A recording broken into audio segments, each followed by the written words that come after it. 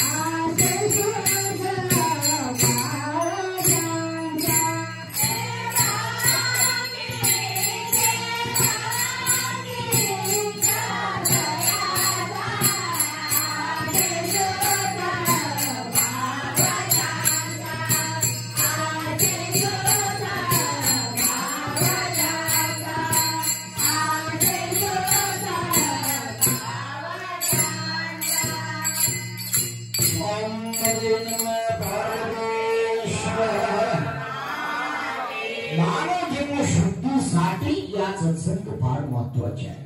सत्संग केल्यानंतर मला पैसा भेटते का ते भेटते ते आम्हालापेक्षा आम्हाला शुद्धीकरण होणार, आत्मशुद्धीकरण करायचे, या संघ करायचे फार महत्वाचे आहे। या सत्संग बसलं तर पूर्ण दृष्टी करावं लागते, पूर्ण आमच्या इकडे लागते। इकडे सांगणार कोण होते? जनक महाराज। जनक महाराज महान पुरुष होता, महान पुरुष होता। ते सत्संगला आले, महान सत्पुरुष आहे, सत्संग चालू आहे। जनक महाराज समोर बसले, सत्संग चालू आहे, एकत्र भावातून सत्संग चालू आहे। गुरु महाराज सुंदर सत्संग सांगून आले, ते राज्य करून 4 लोक पळत आले। महाराज म्हणले, काय महाराज तुमच्या राज्याला पुरा आग लागले? आग लागले का? आग लागले आता शिका मराठी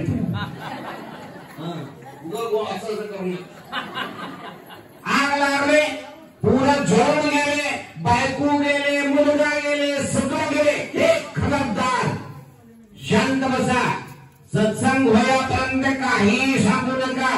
ते आले ते गेले, परंतु हे शाश्वत आहे, शांत बसा म्हणलं। हे सत्संग तुम्ही असं करू नका, आमच्यावर केस करते तू असं केलं का? सांगत पण पूर्ण एकत्र भाव राज्य जेवण गेले तर सत्संग सोडून गेले नाही।